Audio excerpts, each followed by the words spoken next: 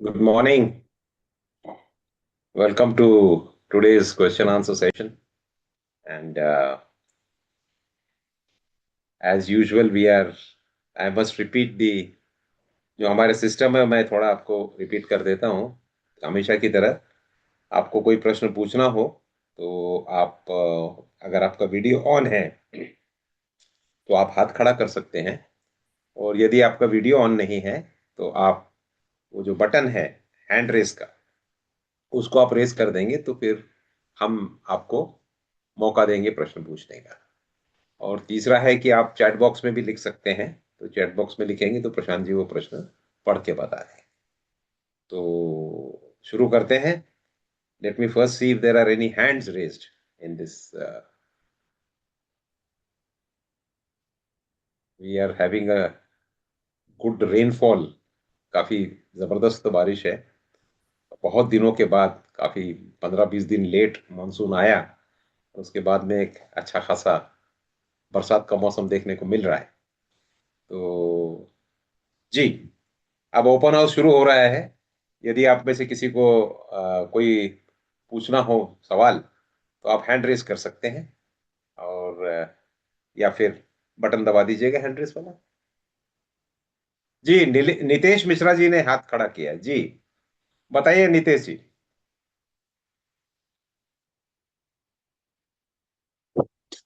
जी sir, नमस्ते। कैसे हैं आप? नमस्ते, मैं ठीक हूँ जी। बोलिए। जी। काफी बरसात हो रही है मुंबई के अंदर। हाँ, बरसात तो है, पूरे महाराष्ट्र में ही हो रही है अभी कह रहे जी जी जी, बिल्कुल। हैं। सर, मैं पेशे से जर्नलिस्ट हूँ और अभी बीच में झारखंड गया हुआ था एक विशेष रिपोर्ट के लिए। तो जी मैंने देखा वहां पर कि बहुत ज्यादा उच्च शिक्षित वर्ग के लोग भी इस समय अंधविश्वास में डूबे हुए हैं। एक सज्जन मुझे मिले हुए थे जो एक शासकीय सेवा में थे और बहुत अच्छे पढ़े लिखे व्यक्ति भी थे। वो मध्य प्रदेश के बुंदेलखंड आ रहे थे कि एक चमत्कार वहां पर होता है।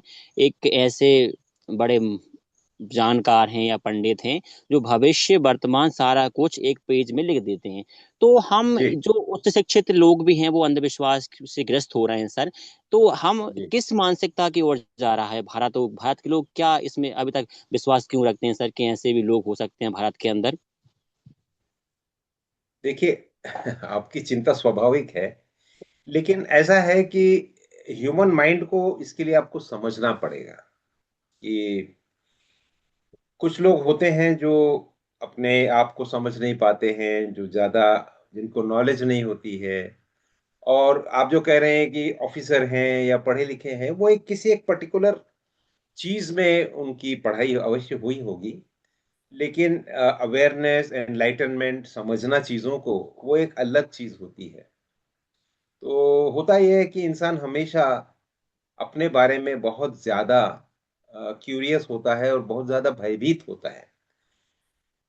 आपको पता होगा कि हर प्राणी मात्र को, जो भी प्राणी इस पृथ्वी पर है, उसका पहला काम है सर्वाइवल। तो सर्वाइवल जो होता है, हिरन को ये पता नहीं कि शेर कहाँ से आने वाला है, या आज शेर आएगा भी नहीं या नहीं आएगा, उसे नहीं पता होता है। तो वो उसके बारे में सोचता नहीं है, क्योंकि उसके पास में, जैसे मैं हमेशा कहता हूँ, प्री फ्रंटल कॉर्टेक्स नहीं होता है। तो उसको इमेजिनेशन नहीं होता है, वो एजम्पशन नहीं कर सकता है, या फ्यूचर प्लानिंग नहीं कर सकता है।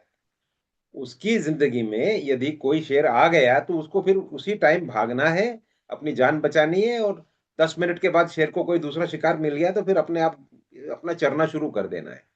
इसीलिए उसकी जो जिंदगी होती है वो काफी संयम से चलती रहती है। आप समझ लीजिएगा कि मोमेंट टू मोमेंट ही चलती रहती है। सर्वाइवल सबको चाहिए। अब हिरन अपनी जान बचा के क्यों भागता है? क्यों भागता है? शेर उसके पीछे भाग रहा है। शेर क्यों भाग रहा है? क्योंकि उसको अपने पोषण के लिए उस हिरन को खाना है। और हिरन इसलिए भाग रहा है क्योंकि उसको अपनी सर्वाइवल की चिंता है, वो मरना नहीं चाहता है। तो ये इंस्टिंक्ट, ये हिरन को किसने बताया है कि भाई तुमको मरना नहीं है, तुमको जिंदा रहना है? तो ये इंस्टिंक्ट इनबॉर्न है। ये हर प्राणी मात्र को ये सर्वाइवल इंस्टिंक्ट इनबॉर्न होती है। चाहे वो कुत्ता हो, भेड़िया हो, चाहे मछली हो, कोई भी हो, हर प्राणी अपनी जान बचाने की कोशिश करता है। तो इसको कहते हैं सर्वाइवल इंस्टिंक्ट। अब ये इंस्टिंक्ट है, इनबॉर्न है सब में। नहीं होगा तो आदमी मर जाएगा, मौत की तरफ चला जाएगा, अपने को बचाएगा ही नहीं, या जो भी प्राणी है वो मर जाएगा। जैसे मैं अक्सर कहता हूं कि इस पृथ्वी पर हर प्राणी आग से डरता है। क्यों डरता है?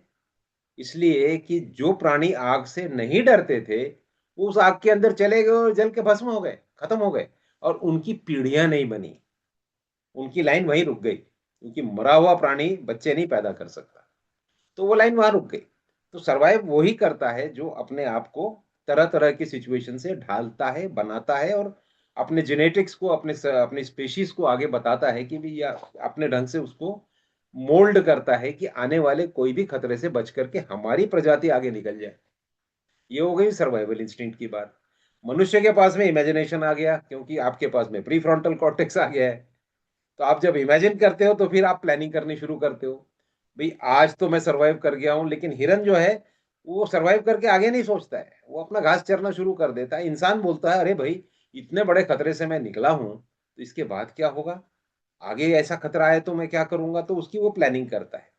तो एक बार देखता है कि भाई बहुत पानी में बाढ़ आ गई थी, तो कुछ उसके बच्चे मर गए या कोई उसके आसपास के लोग मर गए, तो वो फिर अगली बार प्लानिंग करता है कि मैं यहाँ पे डैम बना दूं क्या, मैं पानी को रोक सकता हूँ क्या, ताकि बाढ़ ना आए। इस तरह से मनुष्य जो है सोच सोच करके प्लानिंग करता है। लेकिन इंडिविजुअल लेवल पर हम जब सोचते हैं तो हम हमेशा भयभीत रहते हैं कि अगले क्षण क्या होगा हमें पता नहीं है।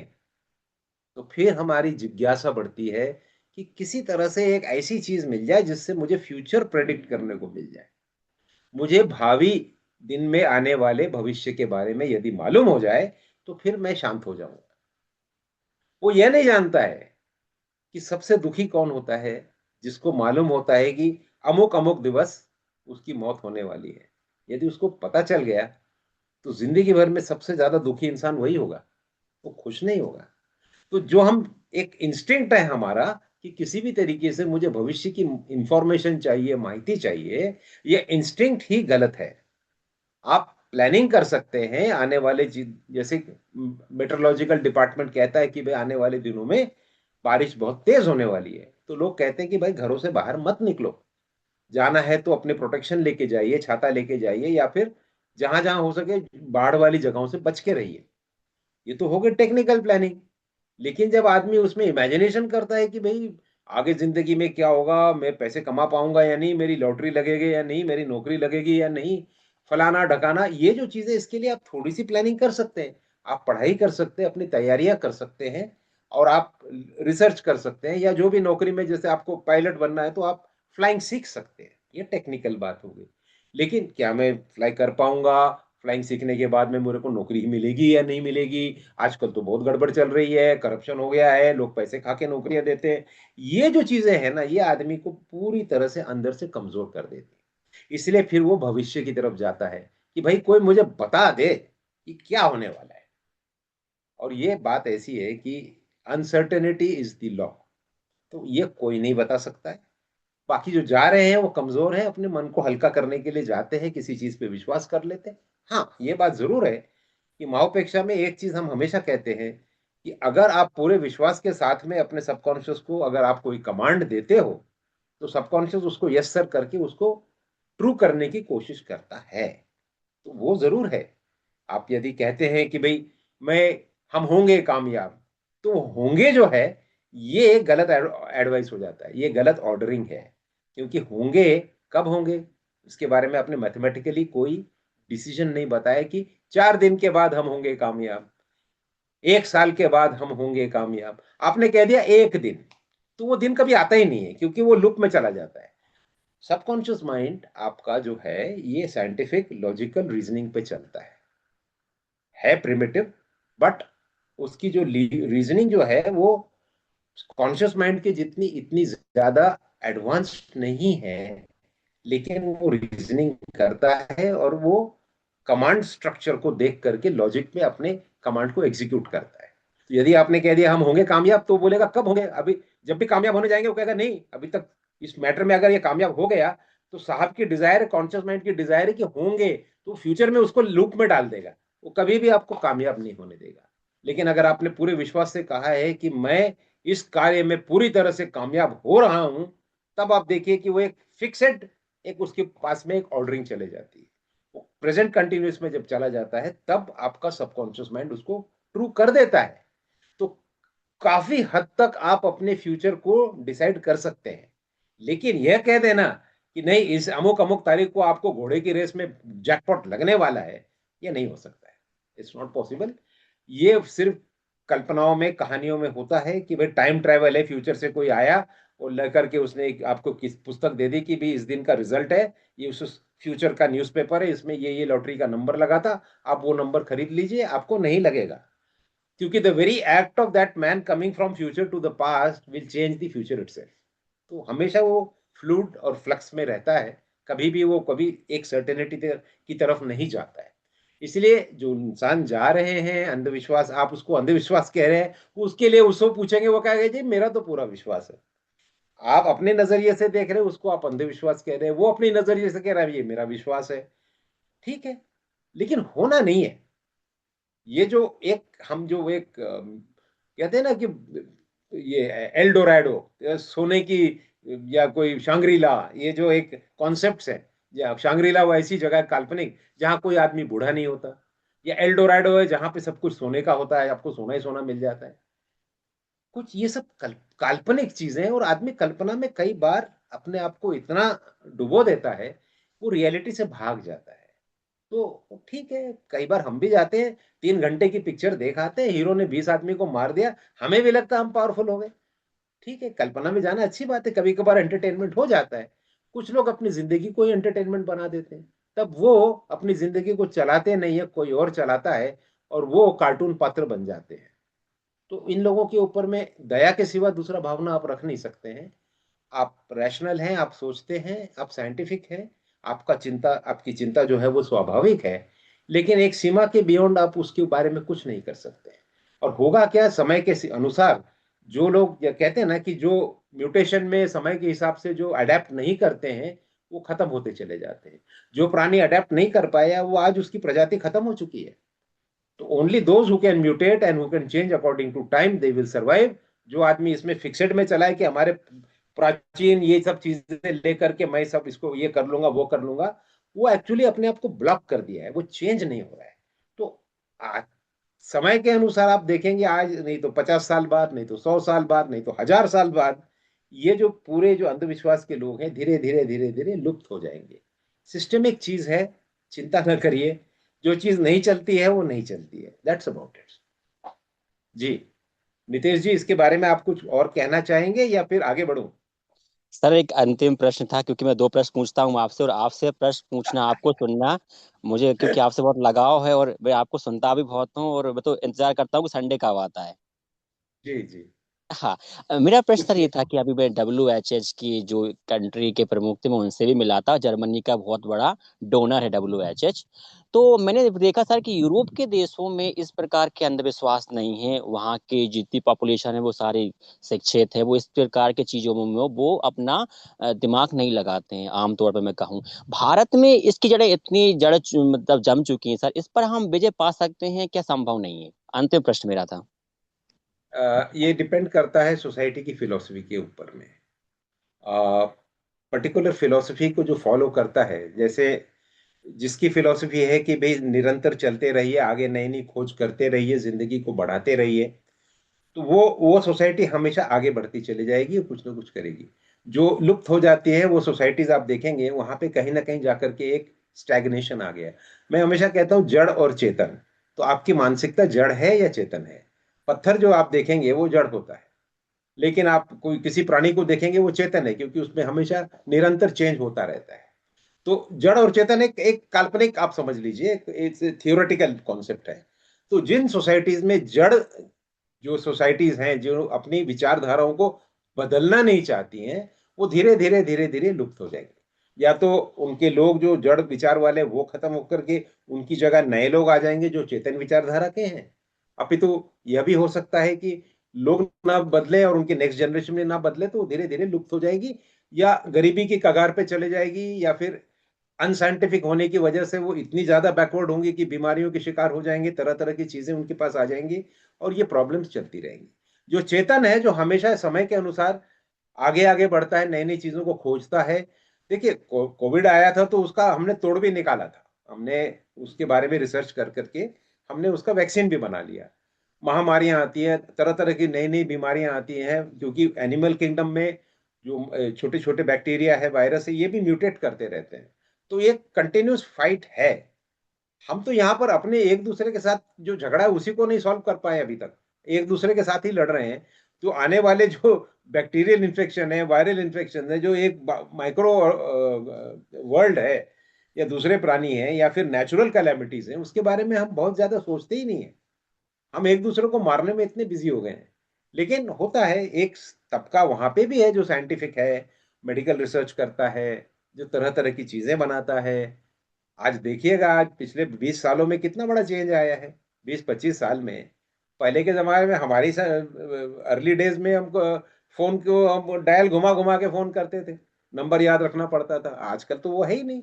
आप कहीं पे भी चले जाइए, आप बात कर सकते हैं, ट्रेन में, आजकल तो विमान में भी आप बात कर सकते हैं लोगों के साथ। तो टेक्नोलॉजी बदलती रहती है, चलती रहती है। आप टेक्नोलॉजिकली अगर आप हैंडीकैप्ड हैं, अगर आप टेक्नोलॉजी को भूल जाते हो और कहते नहीं हमने सब कुछ पहले कर लिया है, तो कर लिया तो उसको यूज तो करिए।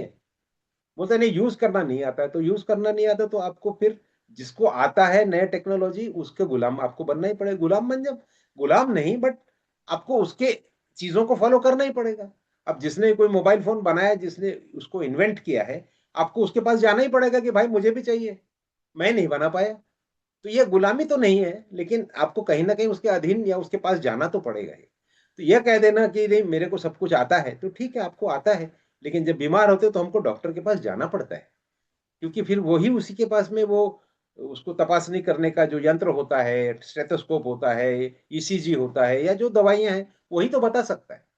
तो ये तो चलता ही रहेगा। और जैसे जैसे आप रिसर्च और डेवलपमेंट और एडवांसमेंट की बात करते हैं, अक्सर मैं कहता हूँ, लोग कहते हैं बड़ा डेवलप होगा, डेवलप होगा। डेवलप सड़क और ये सब करने से डेवलपमेंट नहीं होता है। सबसे पहले डेवलपमेंट अपने मस्तिष्क का करना पड़ता है।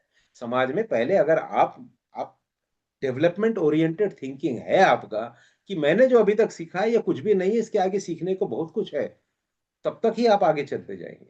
जिस क्षण आप कहेंगे कि भाई मैंने तो सब कुछ सीख लिया, अब कुछ नहीं, लोग कहते हैं ना भाई सेटल हो गया, अभी सब कुछ ठीक हो गया, उनकी मौत बहुत जल्दी हो जाती है, बूढ़े हो जाते हैं।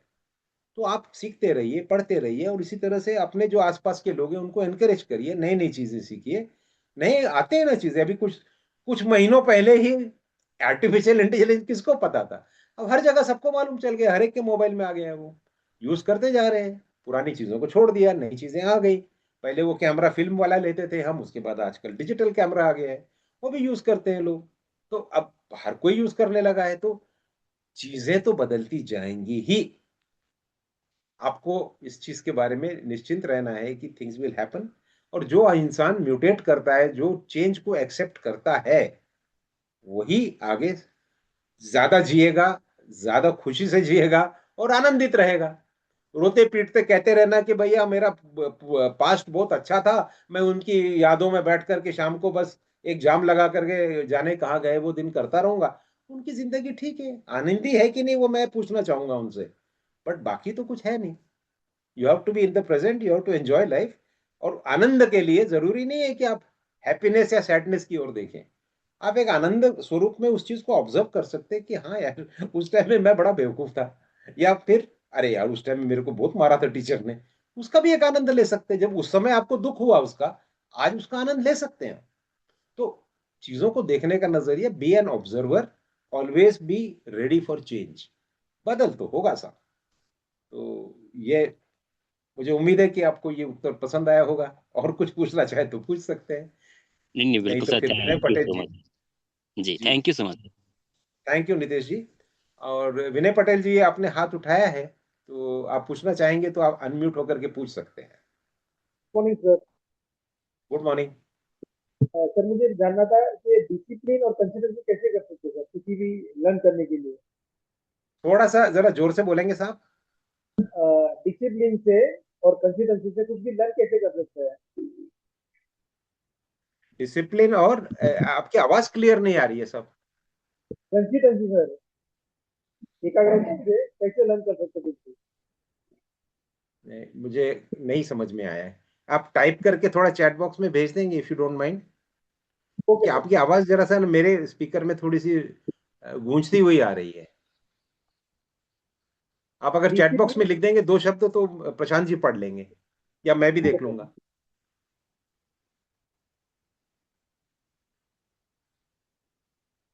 प्रशांत जी। Yes sir. हाँ, जरा देखिएगा वो क्या लिखते हैं, तो थोड़ा सा। जी सर।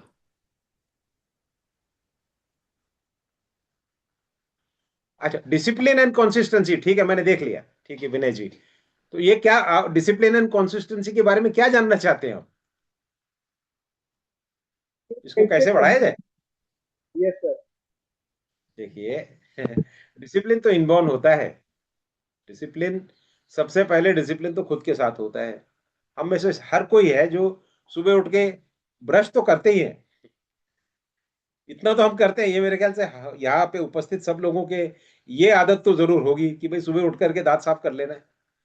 तो हर कोई ब्रश करता ही है। तो वो एक डिसिप्लिन है जीवन जीने का। भाई आपने एक डिसिप्लिन बना लिया कि ये करना है, इसको करने के सिवाय मैं बाहर नहीं जाऊंगा, तो आप सबसे पहले वही काम कर लेते हैं। तो ये एक डिसिप्लिन का भाग हो गया। डिसिप्लिन का भाग यह भी होता है कि आपकी जो बॉडीली फंक्शंस और नीड्स हैं उसको आप सबसे पहले डिसिप्लिन बनाने के लिए उसको डिसिप्लिन में लाइए। कठिनाई बड़ी बड़ी चीजों की नहीं होती है, कठिनाई छोटी चीजों में होती है।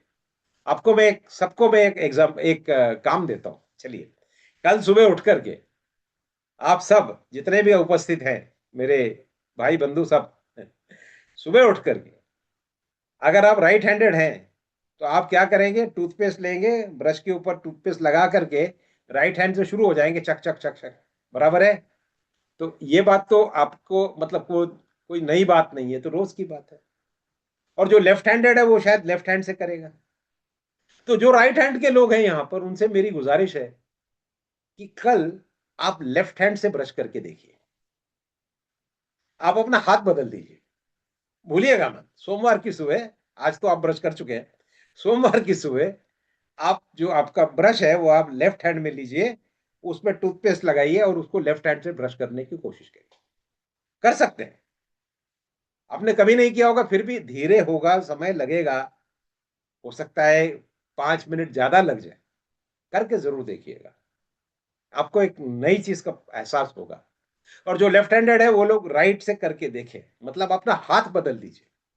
जो डोमिनेंट हाथ होता है ना, उसको छोड़ करके आप जो नॉन डोमिनेंट हाथ है उससे जब आप करने को जाएंगे तो काफी आपके शुरू में आपको बहुत कंफ्यूजन होगा। यह डिसिप्लिन का भाग है। आपको जो चीज की हैबिट हो गई उसको आप तोड़ रहे हैं।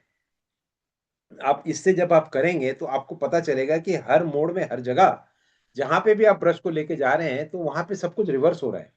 तो इस हाथ से जो आपको हैबिट थी, अब ये इस हाथ से उतनी स्पीड वाली हैबिट नहीं आएगी, लेकिन उससे एक बहुत बड़ा काम होता है। आपके जो ब्रेन के न्यूरॉन्स है ना, उनको एक सिग्नल जाता है कि कुछ तो भी नया हो रहा है।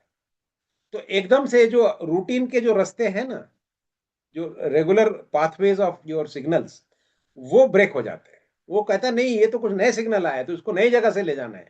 तो धीरे धीरे, इसीलिए आप बहुत धीरे धीरे करेंगे, क्योंकि आपको लर्निंग करनी है, उसकी हैबिट नहीं है आपको। तो वो लर्निंग करने के समय वो आपका ब्रेन जो है वो नए नए न्यूरॉन, न्यूरोटिक पाथवेज को खोलेगा। और ये आपके ब्रेन के लिए बहुत अच्छा एक्सरसाइज है। तो ये तो आप करके देखिए। तो ये एक डिसिप्लिन का भाग है। आप अपने हाथ को लेफ्ट में लेकर के आप उसको बहुत केयरफुली करते हैं, वो एक डिसिप्लिन हो रहा है। आपके दांत, आपका ब्रश और आपके हाथ के बीच का जो कनेक्शन है, उसमें एक डिसिप्लिन आ गया।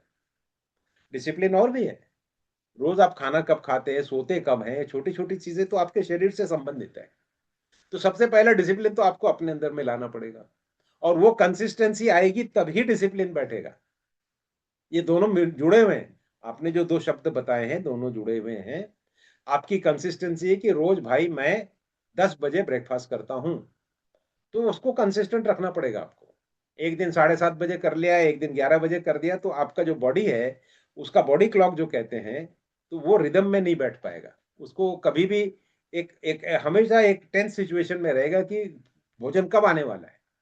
और फिर quality of your food intake, आप रोज क्या लेते हैं, क्या थोड़ा बहुत बदल तो रोज करते ही हैं, लेकिन मोटा मोटी बहुत ज्यादा बदल, जो आदमी एक पर्टिकुलर टाइप की चीजें रोज, एक कॉर्नफ्लेक्स खाता है या ब्रेड बटर खाता है और चाय पीता है उसके साथ में, ये उसका ब्रेकफास्ट है। और यदि उसने अचानक ही सडनली उसने चेंज कर दिया, उसने कुछ और खा लिया, और तो वो बॉडी को एकदम से सिग्नल जाता है कि समथिंग एल्स हैज कम, उसके लिए मेरे को आदत नहीं है, तो वो ब्रेक ऑफ द रूटीन हो जाता है। तो फिर बॉडी को एकदम से अपने आप को चेंज करना पड़ता है। कई बार उससे आपने बहुत ज्यादा तीखा या कुछ ऐसी चीज खा ली तो फिर आपका पेट खराब भी हो जाता है। लेकिन आप रोज और उसी तीखेपन की चीज अगर खा रहे हैं तो बॉडी उसको एडजस्ट कर लेता है। तो ये कंसिस्टेंसी बहुत इंपॉर्टेंट है। समय, आप किस समय क्या करते हैं। जैसे मैं हमेशा कहता हूं कि अगर आपकी स्लीप की जो साइकिल है, आप रोज 10:30 बजे अगर आप सोते हैं तो आप उसको ज्यादा चेंज मत करिए, उसी टाइम पे रखिए। ठीक है, 10-12 मिनट 15 मिनट आगे पीछे होता है, एक आधा दिन आपने सिनेमा देख लिया वो ठीक है, but over a period of time, एक महीने में ज्यादा दिन आप पर्टिकुलर टाइम को ही सोइए, तो वो कंसिस्टेंसी आ जाएगी, उससे वो डिसिप्लिन आपके अंदर आ जाएगा कि नहीं भाई मैं तो रोज यही करता हूँ। और उसके बाद में then your body gets into a rhythm, और आपका मेंटल डिसिप्लिन शुरू हो जाता है। और ये दोनों चीजें जब आती हैं तो फिर आपको बहुत सारी चीजों के टारगेट अचीवमेंट, सक्सेस या जो भी आपको चाहिए उस चीज के अचीव करने के लिए आपको ज्यादा कंफर्टेबल महसूस होता है। तो this is as far as discipline and consistency is concern. लेकिन फिर भी मैं ये कहना चाहूंगा कि चेंज करते रहना चाहिए। एक ही चीज अगर आप सारा टाइम करेंगे तो फिर उसमें वो जो रट पड़ जाएगा, और फिर नई चीज के लिए आप तैयार नहीं होंगे।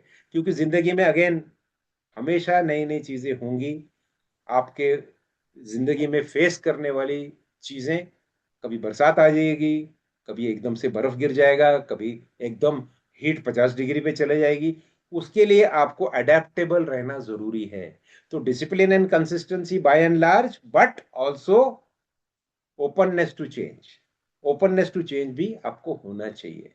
नहीं तो फिर एक ही चीज में अगर आप रट में चले जाएंगे तो फिर धीरे धीरे वो डिटियोरेशन की तरफ चला जाता है। तो keep both in mind. But आपके कोई पर्टिकुलर टास्क है, आपको पर्टिकुलर एक अचीवमेंट करना है, कोई एक आप कैंपेन कर रहे हैं, कोई एक आपका कोई एक मुहिम है, तो उसमें फिर आप डिसिप्लिन कंसिस्टेंसी करके वो टारगेट अचीव होने के लिए आप बिल्कुल सही ढंग से जा सकते हैं। बट जिंदगी में दोनों चीज की जरूरत है। कंसिस्टेंसी एंड डिसिप्लिन मोर और लेस होना चाहिए, but that is in keeping with your health. But you should also be open to change, क्योंकि चेंज सर्कमस्टेंसेस करके देंगी ही। यदि आप डेजर्ट में चले गए और आपको खाने के लिए कुछ नहीं है, आपको जो बिल्कुल पसंद नहीं है वो बैंगन ही बैंगन है, तो आपको वहां जान बचाने के लिए बैंगन खाना पड़ेगा। तो उसके लिए आपको मानसिक रूप से तैयार रहना पड़ेगा। तो ये चीज को ध्यान रखिएगा। Discipline and consistency both go hand in hand. Okay Vinay ji. Sir good morning. Good morning. अच्छा सर, ते जी भरत जी, विनयजी, हा बोला सर, बोला. बोलिए बोलिए, आपका प्रश्न क्या है बताइए। हा, ते विनयजीच्या प्रश्नालाच कनेक्टेड माझा प्रश्न आहे जी की बोलिए। म्हणजे आता सपोज आपल्याला म्हणजे दिवसाची चांगली सुरुवात कशी करता, म्हणजे दिवस पूर्ण चांगला जाण्यासाठी सकाळपासून काय काय केलं पाहिजे की जेणेकरून अच्छा, आपला अख्खा दिवस चांगला जाऊ शकतो. मतलब अच्छा दिन गुजारने के लिए सुबह सुबह कौन सी ऐसी अच्छी अच्छी चीजें करें जिससे मेरा यस. पूरा दिन अच्छा जाए। हाँ सर. तो आपने ऐसा क्यों सोचा है कि सुबह सुबह उठ करके कुछ ऐसा करने से दिन अच्छा जाएगा। आपकी शुरुआत दिन से ही होती है, एक रात पहले से नहीं हो सकती। हाँ होते ना, होऊ शकते. हो सकती है ना। Yes sir. तो बेसिकली हम लोग कैसे सोचते हैं कि आज सुबह मैं कुछ कर लूंगा तो उसके बाद में सब ठीक हो जाएगा। हम ये भी कहते हैं कि यार सुबह सुबह मैंने यार ये गड़बड़ कर दी, आज मेरा दिन खराब हो गया है ना। हाँ हाँ. ये भी एक बिलीफ का पार्ट है। ओके. आप कंसिस्टेंटली आनंद की स्थिति में रह सकते हो। दिन क्यों अच्छा करना, रात भी अच्छी कर लीजिए ना, क्या प्रॉब्लम है। अच्छी गहरी नींद में सोएंगे तो रात भी तो अच्छी चले जाएगी आपकी, उसमें क्या हाँ बुरा सर. है ना। Yes sir.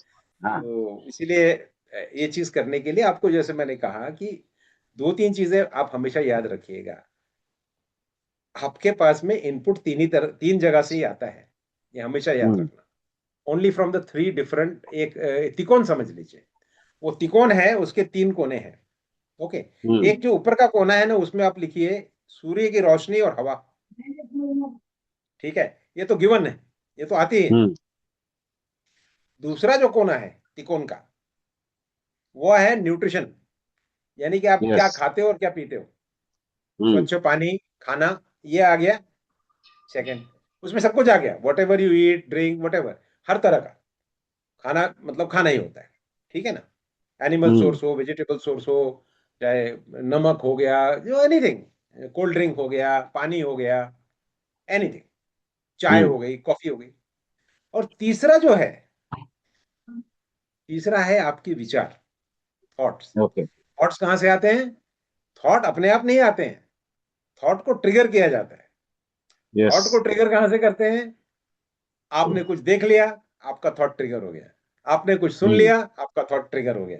तो ये जो पंच इंद्रियों से आपको जो इंफॉर्मेशन आता है, देखना, सुनना, स्मेल करना, टेस्ट करना, टच करना, ये पंच इंद्रियों से जो आपको इंफॉर्मेशन आती है, इससे आपके थॉट ट्रिगर होते जाते हैं।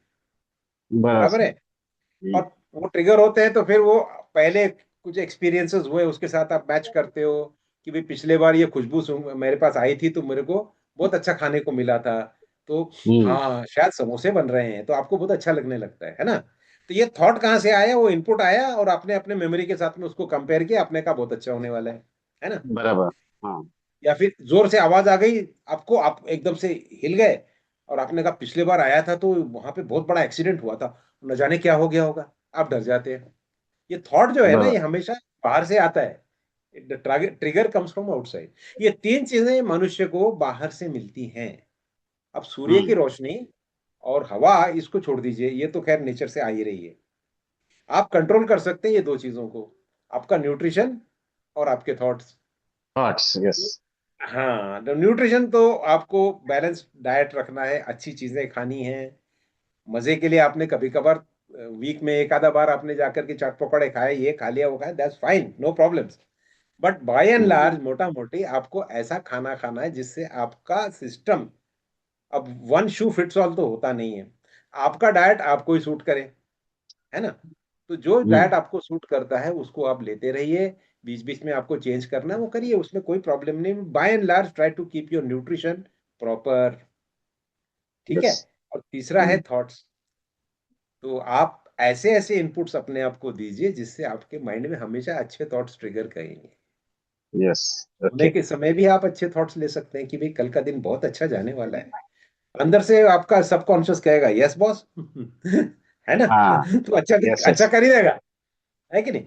यस आप सर। सुबह सुबह उठ के पेपर खोलते हैं, अब पेपर में देखिए क्या न्यूज आती है। फलानी जगह हाँ। पे बाढ़ आ गई, 2 बच्चे मर गए। यहाँ पर एक्सीडेंट हो गया, घाट में पत्थर गिर गए, 2 गाड़ियों में 2 लोग मर गया। ये हो गया, मलेरिया हो गया, फलाने जगह चोरी हो गई, यहाँ पे चकारी हो गई। आप क्या पढ़ रहे हो सुबह सुबह उठ करके? बराबर नेगेटिव, बराबर। सब नेगेटिव। इस दुनिया में क्या बुरा हो सकता है, वो सारा इंफॉर्मेशन आपको वो न्यूज़पेपर देता है ना? बराबर। तो try to read your newspaper not in the morning but a little later. सुबह सुबह वो अच्छा। क्यों नेगेटिव लेकर के अपने इनपुट्स को आप तकलीफ दे रहे हो?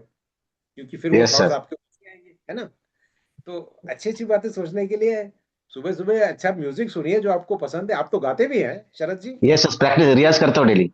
हाँ, तो एक अच्छा रियाज कर लीजिए, आपको जो राग ओके। पसंद है वो गा लीजिए, थोड़ा ओके। घर वालों से अच्छी बातें कर लीजिए, कहीं घर के आसपास फूल पौधे होंगे तो कभी उन पौधों को देख लीजिए, फूल अगर कहीं खिला है तो उसकी ओर देखिए, मौसम में फूल नहीं खिल रहे हैं तो कम से कम फूल पत्तियां देख सकते हो, पंछी यस आते सर। हैं उनको देख लीजिए, नेचर को देखिए, नेचर हमेशा आपको आनंदित ही करेगा, नेचर कभी हम्म। आपको दुखी नहीं करेगा।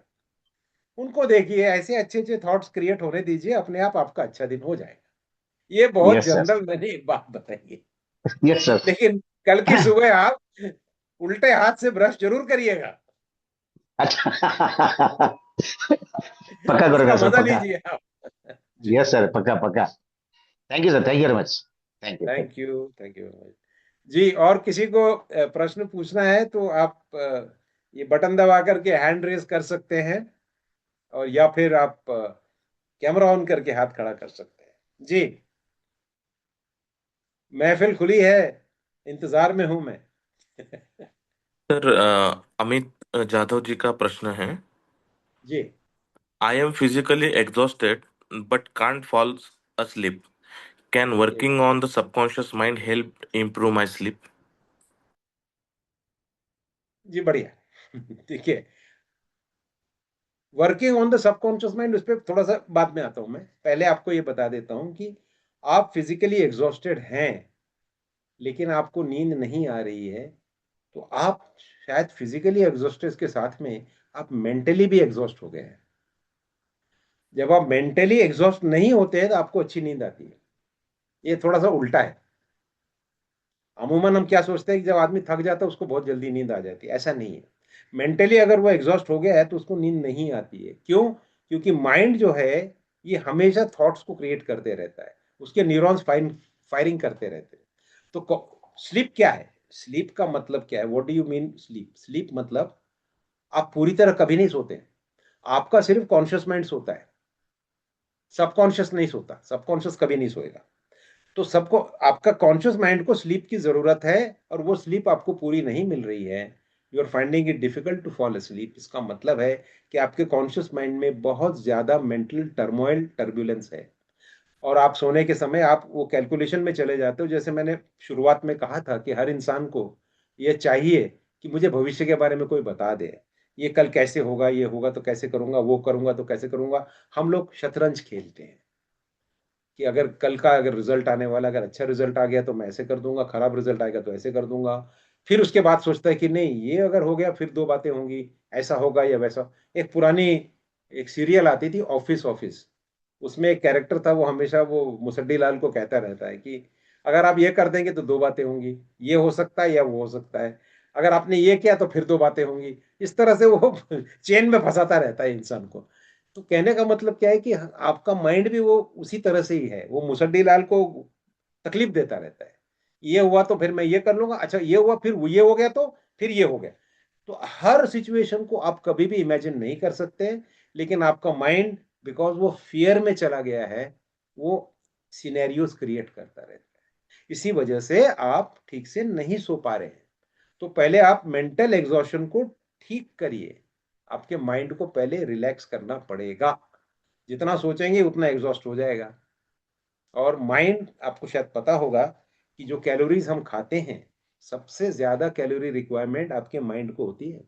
ये बर्निंग, ये जो थॉट की बर्निंग होती है, सबसे ज्यादा कैलोरी कंज्यूम करती है। और अगर वो आपको ठीक से, क्योंकि बाकी कैलोरीज तो आपको चाहिए, हार्ट बीट चलाना है, लिवर चलाना है, किडनीज चलाना है, तो जितना बच गया वो सब ब्रेन की तरफ चला जाता है, और ब्रेन मैक्सिमम खींचता है। और जब बहुत ज्यादा खींचने लगता है तो फिर लिवर और बाकी सब जगहों से आपकी जो रिक्वायर्ड एनर्जी है वो खींच लेता है। जब वो खींच लेता है तो आप बॉडीली भी आप परेशान हो जाते हैं, आपका बॉडी ठीक से रिस्पॉन्ड नहीं कर पाता है, उसकी फंक्शनिंग ठीक से नहीं कर पाता है, और आपका माइंड भी बहुत ज्यादा एनर्जी बर्न करना शुरू करता है, ओवर हीट होने लगता है। तो सबसे पहला काम है कि इसमें सबकॉन्शियस का काम अभी तक आया नहीं है। सबकॉन्शियस तो वो स्टेट है विच इज स्लीप स्टेट, लेकिन सबकॉन्शियस को आप ये जरूर कह सकते हैं that I am mentally peaceful. अगर आपने ये कमांड दे दिया तो फिर वो अंदर से as far as possible it will try to create situations among the cellular structure that you attain some kind of peace। But याद रखिएगा, कॉन्शियस माइंड ऑलवेज डोमिनेट्स। अगर वो कह रहा है कि नहीं, मैंने कह तो दिया आई एम मेंटली पीसफुल लेकिन मैं यहाँ सोच रहा हूँ, तो फिर वो सबकॉन्शियस माइंड को ओवर रूल कर देगा। इसीलिए माइंड को स्टेडी करना, शांत करना, उसके एग्जॉस्शन को कम करना, ये आपका पहला काम है। ये सबसे इंपॉर्टेंट है कि आपको जिस चीज की चिंता हो रही है उसी वजह से आप ओवर वर्किंग, ओवर थिंकिंग कर रहे हैं। तो उस चिंता के बेस पे जाइए, क्यों हो रही है, उसके पीछे आप ही के जिंदगी में पैदा होने से अभी तक के कुछ ना कुछ इंसिडेंट्स हैं जो उसको कंट्रीब्यूट करते हैं। तो माओपेक्षा में हम जब थेरेपी में जाते हैं, लोगों हमारे सामने आते हैं, तो हम यही कहते हैं कि आप बैठिए, और ये कॉन्फिडेंशियल सेशन होता है आधा पौन घंटे का, जिसमें हम कहीं ना कहीं से उनकी वो एक दो घटनाओं को पकड़ लेते हैं जिसकी वजह से आज उनके मन में फियर और चिंता आ रही है। फिर उस घटने को जब आप पूरी तरह से क्लोजर में ले जाते हैं, तब फिर आज के प्रेजेंट डे में आपकी चिंताएं एकदम से गायब होनी शुरू होती है। बिकॉज कंपेयर करने के लिए आपके पास में पीछे जो टर्बुलेंस थी वो टर्बुलेंस शांत हो चुकी है। तो शांत के साथ जब कंपेयर करते तो आप कहते हैं हाँ, कोई बहुत ज्यादा तकलीफ नहीं, कर लूंगा मैं, फिर आप सो जाएंगे। तो दो तीन तरीके हैं। एक तो आप स्वयं ट्राई करिए, थोड़ा सा सोने के पहले आप थोड़ा सा मोबाइल या जो भी चीज़ें आपके थॉट्स को टर्बुलेंस कर सकती है उसको छोड़ दीजिए आधा एक घंटा, फिर सोने की कोशिश कीजिए। दूसरे एक सिंपल रूल बताता हूँ कि आपका डिनर, रात का जो आखिरी खाना है, अन्न, आखिरी अन्न और सोने के बीच में कम से कम 2 घंटे का डिस्टेंस रखिए, टाइम 2 घंटा स्पेंड करिए। क्योंकि अगर आपका अन्न ठीक से नीचे नहीं गया है, उसके पहले आप सोने की कोशिश करेंगे तो वो कहीं ना कहीं टर्बुलेंस क्रिएट करेगा, फिजिकली भी आपको तकलीफ हो सकती है। तो ये तो छोटे से टिप्स हैं, लेकिन मेजर आपको ये है कि अगर कंटिन्यूस ये इश्यूज हो रही हैं, then you need to get this problem sorted. इसके पास्ट में जाके, आपके पास्ट में जाके जो जो आपको टर्बुलेंट इश्यूज हैं, जो ट्रॉमेटिक इश्यूज हैं, उन सबको क्लोजर देना पड़ेगा। तो इसके लिए कोई बहुत रॉकेट साइंस नहीं है। आप चाहे तो अपॉइंटमेंट ले लीजिए, प्रशांत जी यहीं बैठे हैं, उनसे बाद में कांटेक्ट करिएगा, and you can come on zoom with me, and 2-3 sittings में हम उसको पूरा निकाल देंगे। इसमें कोई बहुत बड़ी बात नहीं है। We have done it for many many people, thousands. तो ये काम करता है। तो रिलैक्स, बट स्लीप न होना ये बहुत खतरनाक चीज है। आप सबसे मेरी गुजारिश है कि 6 घंटा तो मिनिमम सोइए। 7 सो सकते हैं तो बहुत ही बढ़िया, और 8 घंटे अगर आप सोते हैं तो फिर बल्ले बल्ले, बहुत ही बढ़िया। फिर तो then you are in the peak of your health. तो अच्छा सोया करिए। और अगर रात को पूरी तरह नहीं आप सो पा रहे हैं या कोई टाइम का कंस्ट्रेंट है, तो दिन में, दोपहर में, लंच के बाद में थोड़ी देर तक आप एक 15 मिनट 20 मिनट तो सो सकते हैं, जस्ट टू रिलैक्स योरसेल्फ। वो कर सकते हैं। वो नींद बहुत गहरी होती है। दोपहर की लंच के बाद की नींद अगर 20 मिनट भी होगी तो आप ऐसा सोचेंगे जैसे 3-4 घंटे सोए हों। तो उसको फॉरेन में, यूरोपियन कंट्रीज में सिएस्टा कहते हैं, गोवा में सुसेगार कहते हैं। कई बहुत सारे कल्चर्स में है कि खाना खाने के बाद, दोपहर के लंच के बाद में थोड़ा देर तक सो जाते हैं। महाराष्ट्र में इसको वाम कुक्षी कहते हैं कि लेफ्ट साइड में सो जाओ थोड़ी देर के लिए। तो ये कल्चर्स में, अनेक कल्चर्स में है, तो ये भी आप ट्राई कर सकते हैं। बट स्लीप होना बहुत जरूरी है। अगर आप स्लीप डिप्राइव हो जाएंगे तो ये लॉन्ग रन में आपको कहीं ना कहीं जाके बहुत मेजर प्रॉब्लम क्रिएट कर सकता है।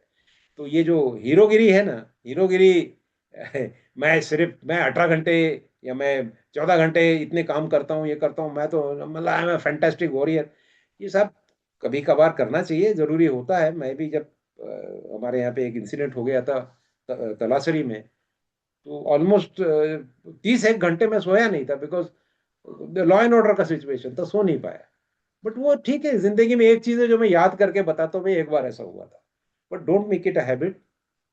ये इसमें कोई वो नहीं है। आपकी जिंदगी, आपका शरीर, ये सबसे महान, सबसे इंपॉर्टेंट। आप उसका केयर लीजिए, अच्छा सोइए, शांति से सोइए। बिकॉज सोने के समय आपकी बॉडी का सर्विसिंग होता है। सर्विसिंग होनी बहुत जरूरी है। बिना सर्विसिंग की गाड़ी रास्ते में ब्रेक डाउन हो जाती है। तो टाइमली सर्विसिंग करना, उसको अच्छी चीज देना, अच्छा खाना खाना, अच्छे थॉट्स देना, ये बहुत जरूरी है। इसको आप फॉलो करिएगा। जी प्रशांत जी, इसमें कोई रिस्पॉन्स या कुछ है, या फिर आंसर ठीक है? Yes, sir. Next question है sir. Question from Mr. Sanjay ji. My एक health मिनट, मुझे report. बीच में वर्षा जी ने हाथ खड़ा किया था, मैंने देखा।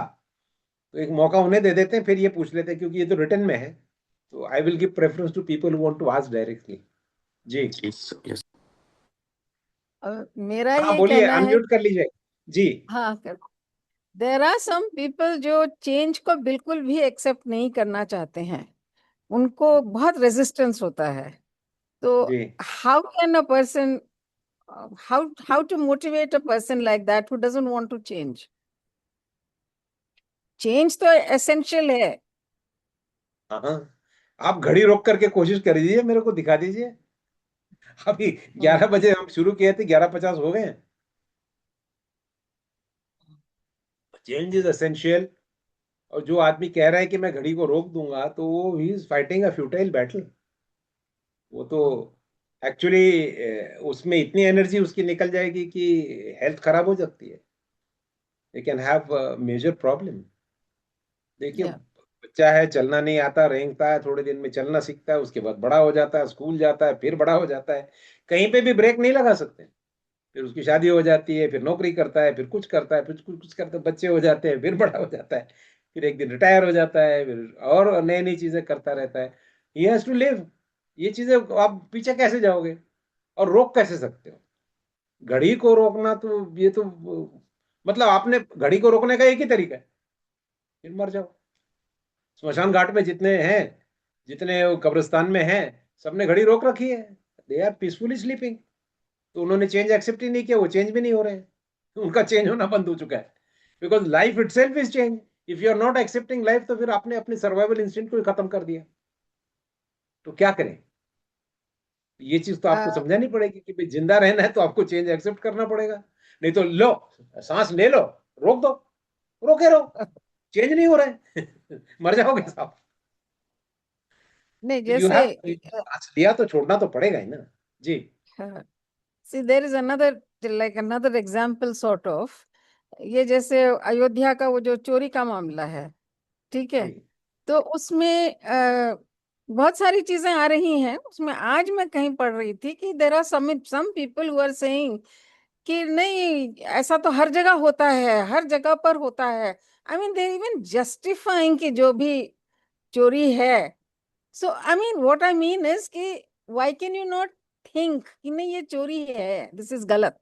वो सोच नहीं पाते हैं, वो उनके लिए वो कंसिस्टेंट है कि नहीं ऐसा होता है तो इट्स ओके।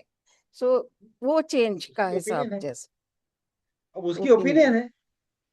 अब देखिए जो बचपन से जिसके फैमिली में चोरी करना एक आदत सी है, अंकल जी एटीएम तोड़ने के चक्कर में 3 साल से जेल में हैं, पिताजी अभी रात को किसी के घर में सेंध मार के आए हैं और चोरी चकाटी चल रहा है, तो उसके लिए this is not a crime. हर इंसान का जो नजरिया है वो अलग होता है। आपको लग रहा है ये बहुत बुरा हुआ कि जी वो चोरी हो गई और ये लोगों ने बड़े फेथ से दिया था, वो चीज इधर उधर हो गई है, नहीं है।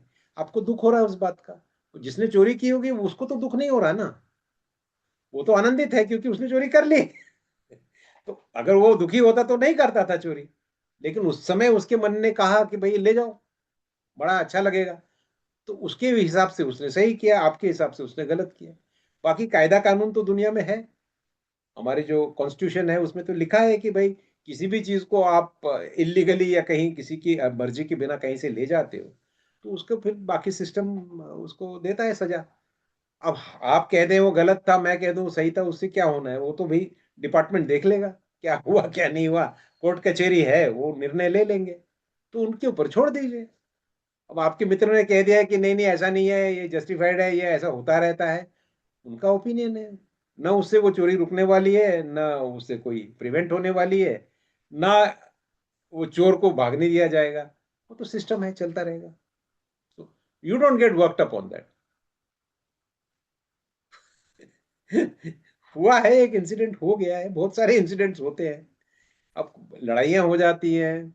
अब वो किसी देश में अभी आपने देखा होगा 163 लड़कियों को बॉम्ब मार के खत्म कर दिया ईरान में, दुख तो लगता है, लेकिन अब कांड हो गया, जिसने बॉम्ब डाला उसने तो सोचा मैं बहुत अच्छा काम कर रहा हूं, हमें लगता है बहुत बुरा किया उसने, छोटी छोटी इनोसेंट बच्चियों का क्या दोष था। देखने का नजरिया है ना, आप उसको बदल सकते हैं, हम अपने आप को बदल सकते हैं कि भाई तूने कर दिया वो कांड, अब मुझे तेरे से कोई लेना देना नहीं है, तू चल अपने रास्ते, मुझे क्या लेना है। I cannot be disturb because of what you did, you have done what you wanted to do, but ठीक है, हमारा प्रयास ये रहना चाहिए कि एज फार एज पॉसिबल ऐसी चीजें दोबारा ना हो।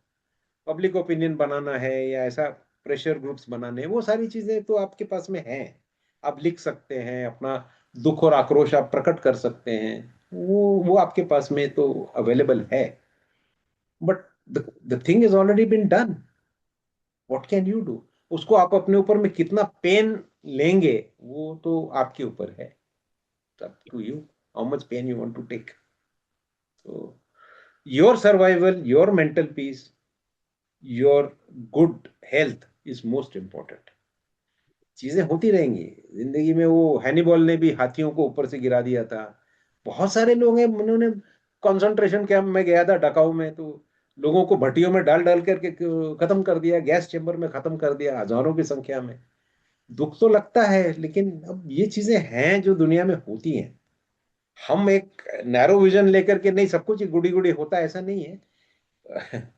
शेर भी है, हाथी भी है और वायरस भी है इस पृथ्वी पर, हर तरह के प्राणी हैं, हर तरह के बिहेवियर है। तो आइडियल, हमें जो आइडियल लगता है हम चाहते सब वैसे ही हो, मुश्किल है। You have to adjust your self and keep your mental peace. इसीलिए हमेशा याद रखिएगा कि मध्यम मार्ग सबसे अच्छा, उसको सोचिए, पढ़ते रहिए, विचार करते रहिए, अपने माइंड का मंथन करते रहिए, ये आपको चीज एजिटेट कर रही है कि किसी ने कहा है कि ये तो होता रहता है, चोरी से क्या होता है, एजिटेट कर रहा है, ठीक है, आप डिस्कशन कर सकते हैं इसके बारे में, अपने मित्रों से, लोगों से बातचीत कर सकते हैं, अपने ओपिनियन बता सकते हैं, उससे ज्यादा क्या कर सकते हैं? सिचुएशन तो कहीं और हो चुकी है, तो we can only give opinion, we can do our little bit in saying that आगे ऐसी चीज नहीं होनी चाहिए। उसके लिए क्या कर सकते हो, वो रास्ता देखना पड़ेगा। That's about it. जी। हाँ, any further questions? No, thank you. तो प्रशांत जी, आप कुछ बता रहे थे तो मैंने आपको बीच में टोक दिया था। Yes, sir. Question from Mr. Sanjay ji. My health reports are normal, but I still fall sick frequently. What could be the reason, sir? देखिए, हेल्थ रिपोर्ट तो आपकी बॉडी की कंडीशन बता रही है। मैं हमेशा कहता हूँ बीमारी कहाँ से आती है। चलिए बाहर जाकर के केमिस्ट की दुकान में जाइए और बोलिए भैया 2 किलो कॉलेरा दे दो, 1 किलो मलेरिया, आधा लीटर कोरोना दे दो। नहीं देते, बीमारियां बिकती नहीं ना। तो बीमारियां आती कहाँ से हैं? एक तो बॉडी की अपनी जो वीकनेस है वो, और दूसरा आपके थॉट्स है। आपके थॉट्स बहुत बीमारियां क्रिएट करते हैं। तो इस चीज को आप देखिएगा, इसमें लुई है की पूरी स्टडी है, और उन्होंने काफी पुस्तकें लिखी हैं कि हर बीमारी के पीछे कोई थॉट होता है। तो आपने ये महाउपेक्षा में तो हमारा पूरा कोर्स है इसमें कि आपके कौन से थॉट्स किस तरह की बीमारी क्रिएट कर सकते हैं, और यदि आपको कोई बीमारी है तो उसके पीछे कौन सा थॉट कारगर होगा, या कौन से थॉट की वजह से हो रहा है। इसीलिए मैं हमेशा कहता हूं कि आप सेशंस में आइए, जूम के सेशन में मेरे साथ विकाया में बैठिए, मैं ढूंढ के बताऊंगा कि ये चीजों की, ये आपका एक इंसिडेंट हुआ था, इससे आपको ये थॉट हुआ, ये कमांड चला गया सबकॉन्शियस में और उसने रिएक्ट कर दिया, तो आपकी बॉडी के अंदर टर्बुलेंस हो गया। तो ये भी एक पद्धत है, इसको आप ट्राई कर सकते हैं। मोस्टली अगर आपके हेल्थ रिपोर्ट बहुत अच्छे आ रहे हैं, फैंटास्टिक, बट उससे ज्यादा सुपीरियर होता है आपका सबकॉन्शियस माइंड। अच्छे से अच्छे मशीन, बढ़िया से बढ़िया गाड़ी, फेल सेफ गाड़ी, मर्सिडीज या जो भी आप बड़ी बड़ी नाम ले सकते हैं, लंबोर्गिनी या जो भी होगा, उसको अगर ड्राइवर अगर खराब मिल गया तो गाड़ी तो ठीक से नहीं चलेगी। तो जो ड्राइवर है, that is your subconscious mind. तो आपका शरीर रिपोर्ट के हिसाब से सबसे बढ़िया है, लेकिन आपका सबकॉन्शियस माइंड कहीं ना कहीं ठीक से ड्राइव नहीं कर रहा है, उसको कमांड ऐसी आई है कि वो बीमारियां क्रिएट कर रहा है। ये बहुत बड़ा है, उसके अंदर में there is a lot of science behind it. तो आप चाहें तो आप अलग से प्रशांत जी को बोलिएगा, कम एंड मीट मी। यदि आप मुंबई पुणे में है तो फिजिकली मिलिए, अदरवाइज जूम पे आ जाइए। I will sort out your problems. ऐसी कोई बहुत ज्यादा चिंता की बात नहीं है। जी प्रशांत जी। एक मेरा सवाल है, मैं जयपुर से बोल रहा हूँ। जी जी आनंद जी, महेंद्र कुमार जी। Yes sir. जी जैसे कई बार हम सोशल सिचुएशन होती है या वैसे होती है, तो कईयों की बात कोई किसी ने कुछ बोल दिया ना, व्यक्तिगत बोल दिया है वैसे, तो रिएक्ट ना करें, थोड़ा पॉज कैसे लें, वो बड़ी प्रॉब्लम है। वो इमीडिएट जो रिएक्ट करते हैं उससे बात बिगड़ जाती है, तो उस पर कंट्रोल कैसे जी किया जाए, ये मेरी प्रॉब्लम है। जी। ऐसा है कि ये मैं कई बार यही कहता हूँ कि हमारे अंदर जो इंस्टिंक्ट्स हैं वो रिएक्ट करता ही है। And it is not that कि आपके अकेले के बारे में, हम अमूमन आप देखेंगे 90% लोग ऐसे ही हैं। क्योंकि किसी ने राह चलते हमें एकदम से धक्का मार दिया, बाद में तो रिपेंट सबसे करते हैं पहले, हम खुद ही, ये बेवकूफ की क्यों हाँ मुंह होता लगा है, हुए हैं डिपेंड कि। करते हैं। जी जी जी बिल्कुल। तो पहला रिएक्शन क्या होता है कि अरे ये ऐसे कैसे किया, हम एकदम उसको, क्योंकि देखिए फिजिकली हमारा सर्वाइवल इंस्टिंक्ट है। तो सर्वाइवल इंस्टिंक्ट हमारा कहता है कि अगर किसी ने मुझे धक्का दिया तो मैं नीचे गिर जाता, मैं मर सकता था, या मैं हड्डी पसली टूट सकती थी, तो इस आदमी ने ऐसा क्यों किया। तो पहला रिएक्शन आप देखिए वो एनिमल इंस्टिंक्ट का होता है। जो हमारा रेप्टिलियन ब्रेन है वो इमीडिएटली रिएक्ट कर जाता है फट से कि भाई इस चीज को प्रिवेंट करना है, इसको मना करना है, या इसको धक्का मार देना। इसने धक्का मारा, मैं इसको दूर कर देता हूं ताकि दोबारा मुझे ना अटैक करे। ये जंगल वाली जो एक हमारी जो अंदर में, आफ्टर ऑल हमारा ब्रेन जो है, ये इवोल्यूशन में धीरे धीरे धीरे धीरे बढ़ा है। तो रेप्टिलियन ब्रेन जो आपका है वो हमेशा इंस्टेंटली रिएक्ट कर जाता है। वो बहुत प्रिमिटिव ब्रेन है, क्योंकि उसको सर्वाइवल इंस्टिंक्ट ही है। और उसके बाद में जो आपके बाकी के जो ब्रेन डेवलप हुआ है, प्रीफ्रंटल कॉर्टेक्स, जैसे मैं कहता हूँ कि ये सिर्फ ह्यूमंस में आया है, पिछले 16-17 लाख सालों में ही आया है। उसके पहले नहीं था प्रीफ्रंटल कॉर्टेक्स। तो जब वो धीरे धीरे चीजें आई हैं, तो ये जो इंस्टिंक्टिव रिएक्शन है, इसको भी समय लगेगा हटने में। जब आदमी सोचेगा कि नहीं नहीं ये ऐसा नहीं है, लेकिन जब इमीडिएट कोई खतरा आता है फिजिकली, या एकदम से विस्फोट हो गया, या कोई आवाज आ गई आपको एकदम जोर से, या कोई कुछ चमक आ गई, या बिजली चमकी, तो हमारा जो प्रिमिटिव ब्रेन है वो पहले इमीडिएटली फाइट और फ्लाइट में जाता है कि भाई खतरा है, या तो भागना है या तो इस चीज से लड़ना है मेरे को। तो सर्वाइवल इंस्टिंक्ट की वजह से ये इंस्टिंक्ट हमारे अंदर है, और ये अभी वो इवोल्यूशनरी आया हुआ है। बाकी बात यह है कि इसको ट्रेन कैसे किया जाए कि हाँ, मुझे किसी ने धक्का दिया, मेरा एकदम एंगर आया, मैंने उसको कहा क्या कर रहा है, तो ये जो है इसको क्या मैं स्लो डाउन कर सकता हूं? शायद 100% आप न निकाल पाए, लेकिन आप उसको स्लो जरूर कर सकते हैं। इसके लिए थोड़ा सा मेडिटेटिव स्पेस में अगर आप जाते हैं और सोचते हैं इसके बारे में, और विश्लेषण करते हैं कि भाई मैं आगे से मेरे हर इनपुट को थोड़ा संयम बढ़ाऊंगा। आप ये मत कहिए कि पूरी तरह निकाल दूंगा, because that becomes a challenge to the subconscious. बहुत बड़ा चैलेंज आप दे देंगे तो फिर वो अलग तरीके से भी चला जाएगा। तो 0-1 में मत जाइए कि भाई ऑन है या ऑफ है, ऐसा मत जाइए। आप कहिए कि मेरी रिएक्शन अब ना थोड़ी समझदारी की होने हो रही है, मेरी रिएक्शन हर इनपुट पे समझदारी की हो रही है, मेरी समझदारी बढ़ रही है, आई am becoming more and more peaceful. इस चीज को अगर आप सोचेंगे और ये कमांड अगर आप अपने सबकॉन्शियस को देंगे, आप देखेंगे विद इन 1 मंथ और 1.5 मंथ्स आपकी ये जो इंस्टिंक्टिव रिएक्शन है वो डेफिनेटली थोड़ी सी किंचित कम हो जाएगी। और इसको आप कंटिन्यू करेंगे तो धीरे धीरे आप देखेंगे कि you are becoming more peaceful. और दूसरे आपको बताएंगे कि महेंद्र साहब आजकल आप ना जल्दी गुस्सा नहीं होते। तो that is something which is easily achievable. इसमें थोड़ा समय लगता है, 1.5-2 महीना लगेगा, बट आप इस चीज को डेफिनेटली ये अपने आप को कमांड दीजिए कि मैं धीरे धीरे मैं शांत हो रहा हूं, और आने वाले कोई भी नए इनपुट आते हैं तो उसके बारे में मैं एकदम रिएक्ट नहीं करता हूं। या फिर नहीं का वर्ड मत यूज करिए, मेरी रिएक्शंस रीजनेबल होती है, ये कह सकते हैं। क्योंकि रिएक्शन होगा, हम ये कहेंगे कि रिएक्शन ही नहीं होगा तो ये एकदम हम एक्सट्रीम में चले जाएंगे। फिर वो इतना बड़ा चैलेंज हो जाएगा कि वो माइंड जो है ना छोटी छोटी चेंज छोड़ करके बड़ी चीज के पीछे भाग जाएगा, तो फिर ये छोटी नहीं होगी। तो मेरा ये सजेशन है कि आप इसको हल्के से धीरे धीरे चेंज करने की कोशिश करें। Give your subconscious a particular command that I am becoming more peaceful. ये आपको बोलना है 21 बार।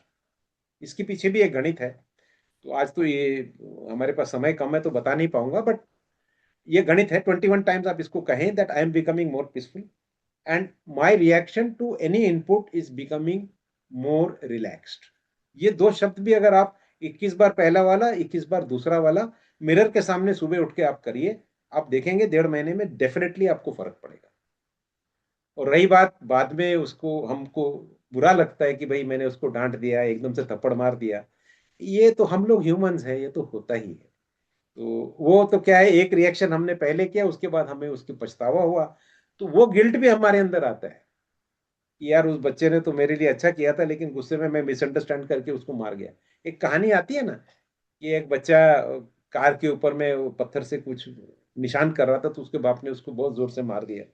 तो देखा तो वो लिख रहा था हैप्पी बर्थडे डैडी। उसको क्या पता बेचारे को गाड़ी पे लिखना है या नहीं लिखना है, तो उसको बड़ा दुख लगता है कि मैंने इसको इतने जोर से क्यों मारा, उसको कान में बहुत जोर से लगता है।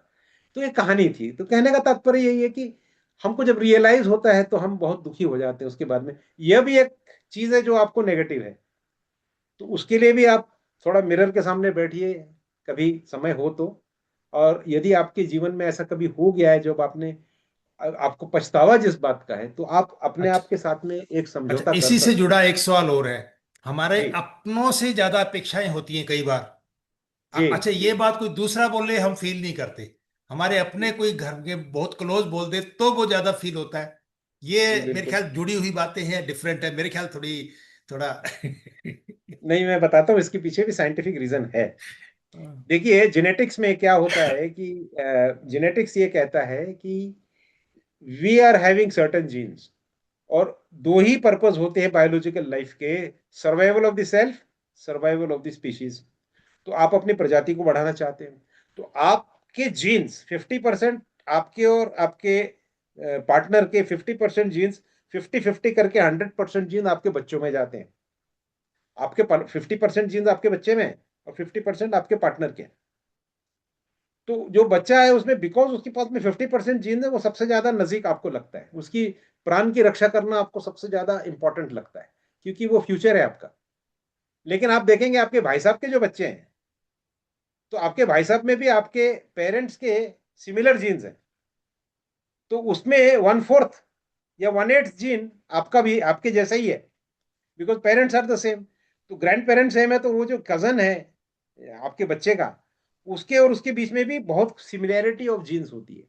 तो जेनेटिकली हमेशा हम अपने जीन्स और अपने जीन पूल को बचाने की कोशिश करते हैं, इसीलिए अपना बच्चा, उससे ज्यादा एक्सपेक्टेशन, क्योंकि वो मेरा फ्यूचर है, उससे ज्यादा लगाव है। भाई साहब का बच्चा है, उससे भी लगाव है, लेकिन अपने बच्चे जितना नहीं है। ये नॉर्मल चीजें हैं, बिकॉज जीन पूल इसी तरह से डिवाइड होता है। लेकिन ये एकदम अनजान आदमी जिससे आपका कोई रिश्ता नाता नहीं है, आपका लिंक शायद 60,000 साल पहले उस मदर के थ्रू उसके साथ है, जो 60,000 साल पहले अफ्रीका से निकली थी, तो फिर आपका उसके साथ में इतना लगाव नहीं रहता, बिकॉज जीन पूल बिल्कुल भी कहीं से भी मैच नहीं कर रहा है। तो ये बायोलॉजिकली आपका जो इंस्टिंक्ट है, हमेशा अपने जीन पूल को बढ़ाने का होता है। तो इसी वजह से हमारी एक्सपेक्टेशन की भी मेरा जीन पूल ज्यादा ताकतवर रहे, आगे ज्यादा स्टडी रहे, आगे ज्यादा जीतते जाए और ये आगे अपनी जीन को बढ़ाए। उस वजह से हमारी इरिटेशन ज्यादा होती है जब हम देखते हैं कि हमारा अपना बच्चा यार कर नहीं पा रहा है, क्यों नहीं कर पा रहा है, क्योंकि हम उस एंग्जाइटी में रहते हैं कि मेरा जीन पूल आगे बढ़ना चाहिए, वो बाजू वाला क्यों बढ़ रहा है, तो भला उसकी कमीज मेरे कमीज से ज्यादा सफेद कैसे। इस तरह की जो इंस्टिंक्ट है, ये जीन पूल की वजह से। इसीलिए आपको गुस्सा अपने वालों से ज्यादा आता है, क्योंकि आपकी एक्सपेक्टेशन उनसे ज्यादा है, जिससे कोई संबंध नहीं है बायोलॉजिकली, तो फिर आप उनसे बहुत ज्यादा एक्सपेक्टेशन नहीं रखते। ये है उसका रीजन। Thank you. जी, थैंक यू। तो 12 बज चुके हैं। प्रशांत जी, कोई अगर प्रश्न ना हो तो, यस या सर। कोई है प्रश्न? यस सर, एक प्रश्न है दयानंद सर का। Good morning sir ji, sometimes my mind gets hang for short moment, but after few seconds it's come to the normal position.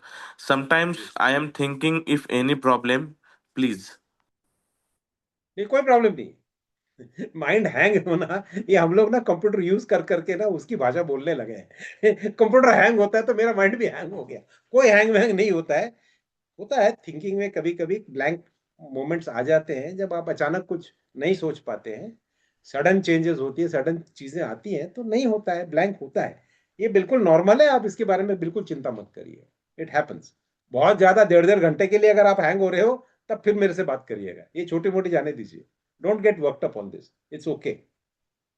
आप बिल्कुल ठीक हैं, आपका माइंड एकदम ठीक है, सब दुरुस्त है, कोई प्रॉब्लम नहीं है। जी, यस सर, एक अमोल जी का प्रश्न है। जी, मेरे और मेरे पत्नी के बीच छोटी छोटी बातों पर बार बार झगड़े होते हैं। हम दोनों शांति से रहना चाहते हैं, फिर भी वही झगड़े बार बार क्यों होते हैं, और इसका आपके विकाया थेरेपी से कुछ समाधान मिल सकता है क्या? दो बातें। घरगुती बात है, पर्सनल इश्यूज हैं, तो अभी ओपन फोरम में अपन डिस्कस नहीं करेंगे। विकाया में इसका उत्तर है, माओपेक्षा का कोर्स कर लीजिए, इजीली दोनों को मैं बिठा करके बिल्कुल ठीक हो जाएगा। Thousands of people have come gone. और ये, इसके पीछे कारण मैं सिर्फ एक जनरल बता सकता हूँ। एक डीप सीटेड चीजें होती हैं कुछ कुछ, उसको आपको उस चीज का क्लोजर करना पड़ेगा। जब वो क्लोजर होगा, वो आपके माइंड में हो सकता है, आपके पत्नी के माइंड में हो सकता है, या दोनों के माइंड में हो सकता है। वो तो खैर जब हम डीप जाएंगे तो उसमें समझ में आएगा, बट उसका क्लोजर देना जरूरी है। एक बार वो क्लोजर हो जाएगा तो कोई प्रॉब्लम नहीं है। आपको एक कहानी शायद मैं जाते जाते बता देता हूँ, कि एक बार एक जंगल में एक बुढ़िया की कुटिया थी। तो एक लड़की आई, तो 18-19 साल की होगी। तो बोली मैं भटक गई हूँ। तो बुढ़िया ने कहा जाकर कोई बात नहीं, सुबह तक यहाँ सो जाओ, जंगल बहुत खतरनाक है, यहाँ सो जाओ। तो वो गद्दा वद्दा लगा करके उसके वहां सो जाती है। तो थोड़ी देर के बाद वो कहती है कि नहीं, मुझे नींद नहीं आ रही है, मुझे बड़ी तकलीफ हो रही है, ये गद्दा कंफर्टेबल नहीं। तो वो बूढ़ी औरत होती है, वो जाकर के दूसरा गद्दा उसके ऊपर रख देती है, बोले बेटा अब सो जाओ। तो 2 गद्दे लगाने के बाद भी वो 15-20 मिनट बाद कहती है कि नहीं, मुझे कुछ चुभ रहा है, मेरे को ठीक नहीं लग रहा है।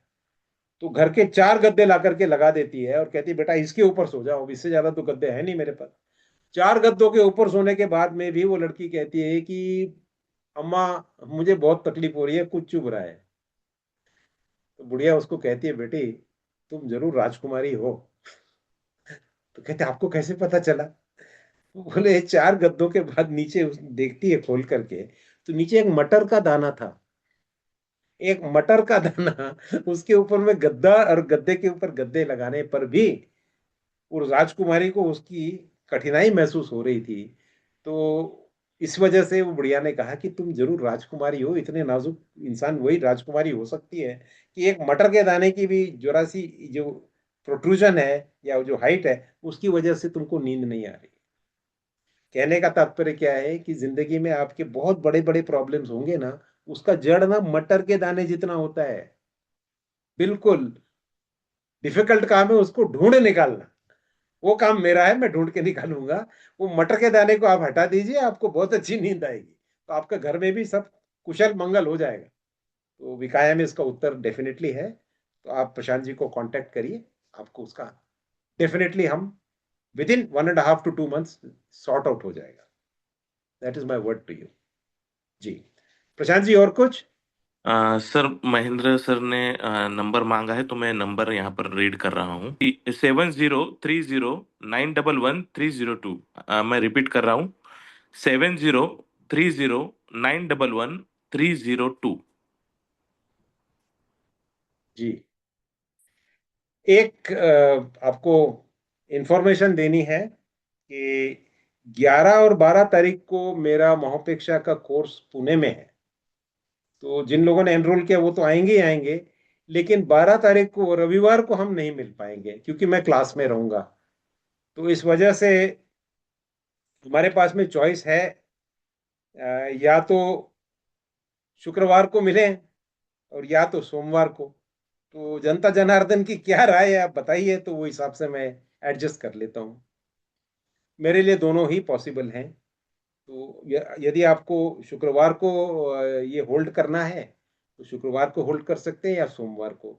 यदि आपको 11 बजे या फिर आपको शाम के समय ज़्यादा बेटर लगता है तो एक स्पेशल सेशन हम शाम या आपके कन्वीनियंट के हिसाब से कर सकते हैं।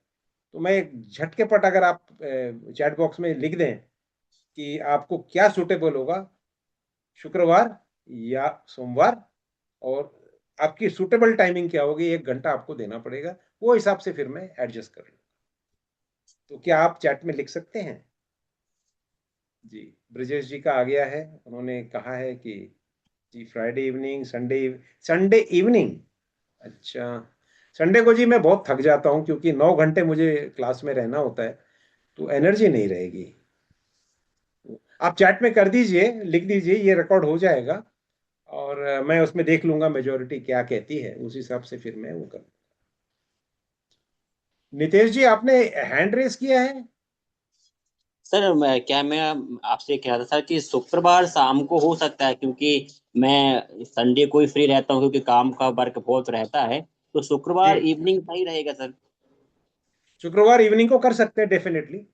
तो जी मैं सर देख जी। लेता हूँ ज्यादा लोगों की, जनता जनार्दन की जो राय है उसके हिसाब से जी जी। मैं कैलकुलेट ओ करके शुक्रवार शाम को या फिर सोमवार को कर सकता हाँ सर, क्या है क्या, जी जी सर, क्या है सर कि बाकी दिन तो मुझे क्या है, संडे वैसे ठीक है, लेकिन आप 12 को थोड़ा व्यस्त हैं तो वो उस हिसाब से मैनेज कर सकते हैं, शुक्रवार शाम को भी ठीक रहेगा। हूँ। ठीक है। कुछ स्पेशल रिपोर्ट्स मुझे बनानी हैं जो बाहर चल रहे हैं, वो उस पर पॉजिटिव रिपोर्ट्स बनानी थी, तो वो प्रश्न भी था मेरा आपसे, तो मैं शुक्रवार शाम को ही पूछूंगा आपसे। ठीक है, तो शुक्रवार शाम को थोड़ा देर चलेगा, 8 बजे के आसपास, 7 या 8। हाँ ठीक है सर, 7 8 टाइम भी ठीक है वैसे वो। हाँ, क्योंकि क्या है कि शुक्रवार वर्किंग डे है, तो लोगों को जरा थोड़ा सा खाना वाना खा के रेस्ट हो जाए तो फिर उस समय हम कर लेंगे। ठीक है, मैं सूचित करता हूँ आप सबको, आपके व्हाट्सएप में या आपके मेल बॉक्स में मैसेज आ जाएगा कि अगला सेशन कब है। तो आज के लिए बस इतना ही। तो फिर मिलते हैं नेक्स्ट वीक या फिर शुक्रवार, जो भी आप डिसाइड करेंगे वो हिसाब से। तो आप लोगों ने समय दिया इसके लिए शुक्रिया, और फिर मिलेंगे।